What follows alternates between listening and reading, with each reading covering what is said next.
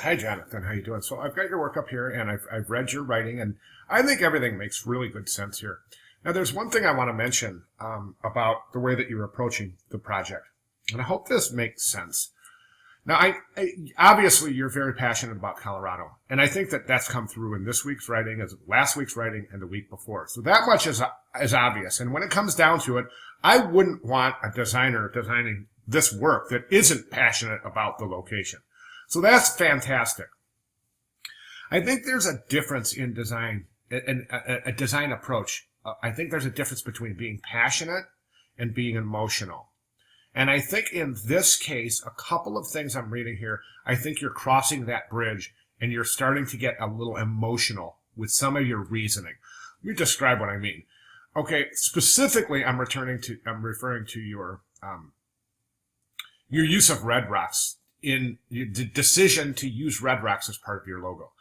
And I think Red Rocks is just a phenomenal location, venue, natural resource. It's just, it's a gift to Colorado. I think that we all know that and realize that. Now, is that enough to say, okay, I want to use this particular geographic location as a representation in my logo where I'm introducing, or basically introducing the world to this particular location, and I'm going to do it by using, and no offense here, by using a music venue. And I don't think that's a good way to go. And I'm going to describe this a little bit further, and I think it'll make more sense. Right now, you're probably going, no, I'm sorry, I'm going to use Red Rocks. And that's okay. I understand the reasoning behind wanting to use Red Rocks. I just think that there's other things in Colorado. There's other things that I think we can key on. And let me just finish by showing some examples. And I think what I just said right now, will make a lot more sense. Okay, so I've read your descriptions of your logos, and I think they all make a lot of sense. And your sketches, I think your sketches look good. This, for instance, this sketch here, you were talking about a bridge and bridging the gap.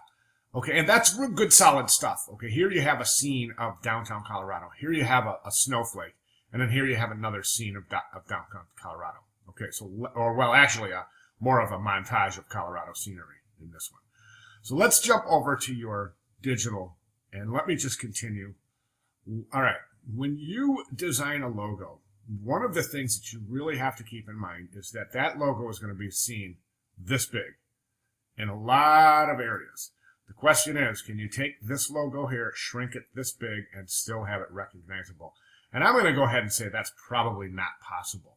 And the reason that is because this is black, and you've got a lot of fine little details here, like these little building tops, and that slanted roof, and these little angles, and all these little fine details, that little white space between those two buildings there. When we shrink that down, those are all going to kind of blob together, and this is just going to look like a black blob when we shrink it down. And if you can go ahead and try it, if you want, and shrink it out and just take a look at it. But it'll get pretty muddy in it. It's not going to be recognizable at small sizes, and that is a critical issue.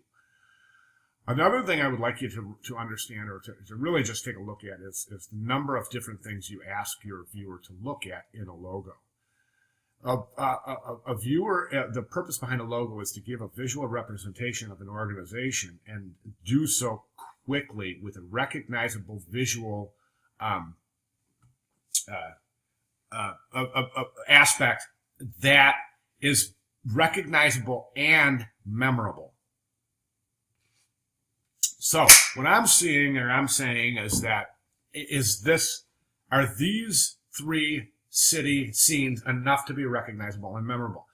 And let me describe this one. Let's just use this one, okay? So typically in a logo design, you use a symbol. Okay, and you take your main ideas from your research, and you develop a symbol, and you try to develop that symbol into your logo. Being a symbol, that symbol is representative. It's a visual mark that's representative of an idea. Okay, what you have here aren't really ideas, they're scenes. It's really risky to try to develop a logo based on a scene. Okay, and the reason being is because you're giving the viewer too much to think about. Let's take this one for example. Okay, basically your logo should have, let's take a look at some logos, okay? Okay, here's Nagaro, 1998. You've got your mark, you've got your year, you've got your symbol. Again, the mark, the year, location, Olympic rings, and we see this over and over, and it's a really good representation of using a symbol as a logo. Over here, okay, so what I wanted to see is, so what do we have? We have just basic, let's give them something to look at. Let's give them the location. Here, you've got, okay, you're asking your viewer to develop 6 or 7 different things here. You've got different meanings. Okay, Colorado, 1, 2022, 2, mountains, 3, Olympic rings, 4, building, 5, silhouette, and then Red Rock, 6. So you got a half a dozen things you're asking your viewer, and then adding color to all that is 7. But you're asking your viewer to develop, to try to process 7 different things in this logo. And by the 4th visual cue, the viewer starts to get tired and starts to get confused. Okay, that's why I think these are much better representations. Now, do these work? I caution using the Olympic colors in your logo. And I think there was only one logo. I think it was Sochi that used the Olympic colors. And let me just show you. Okay, Sochi. There it is, right there. That used the Olympic colors, but it did so in a way that it was sparsely set through with a lot of white space.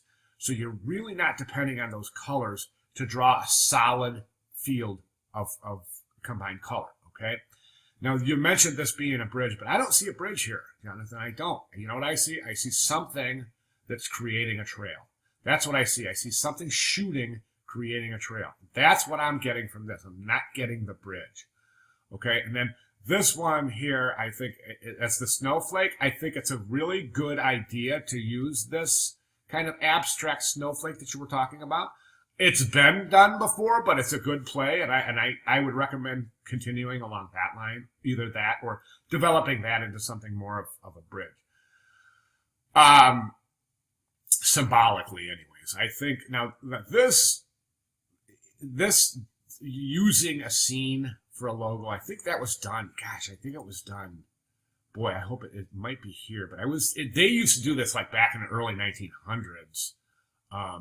Here's one right here. Excellent. 1936. Let's take a look. Okay, you got the mountain scene, you got the ski trails, you got the rings, and you got and that's almost 70 some years old.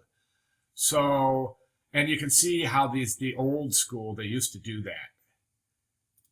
Okay, that's 1948. That's the other one I was looking for. It's 1948 with the scene.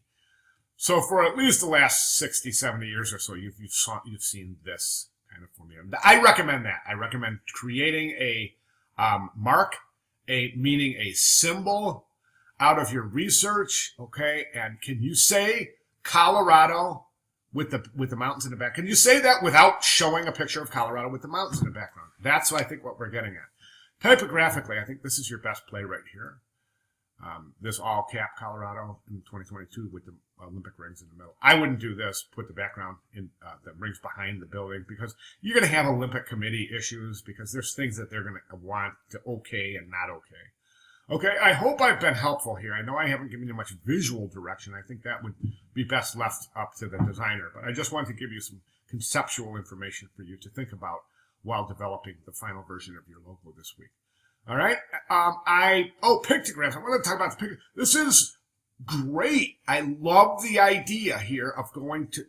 This is phenomenal. There is no box. It's not thinking outside the box. There is no box. This is wonderful. The problem I'm having here is that, okay, so you're using, let's say, presumably using goggles for skiing, right? Well, what it would be the difference between downhill skiing and, I don't know, like a ski jump. You see what I'm saying? That's going to be an issue doing this technique here. Same thing over here. It might be a different example. Showing the figure skate for figure skating. Well, there's male figure skating and female figure skating. There's single ice dancing. There's doubles. There's probably 10 different figure skating events. And plus there's male and female of all of those events. So using this is going to be problematic. Hope you see what I see. Hope you see what I'm saying. Not real sure what that is right there. This, you've kind of broken your own concept here by saying, okay, I'm using equipment for all these pictograms, which I think is a fantastic idea. Well, this one, you've gone straight to using the sled, the whole scene, the guys in the sled and the bobsled. Okay, so think about that. But otherwise, I think this is great. You're really super underdeveloped with your pictograms. So I'd like to see this thing come to fruition. I mean, finalized logo and pictograms by Sunday. Sorry this video took so long. All right, if anything, I hope everything makes perfect sense. If not, please just let me know and I can clarify. Thanks, John. Good job.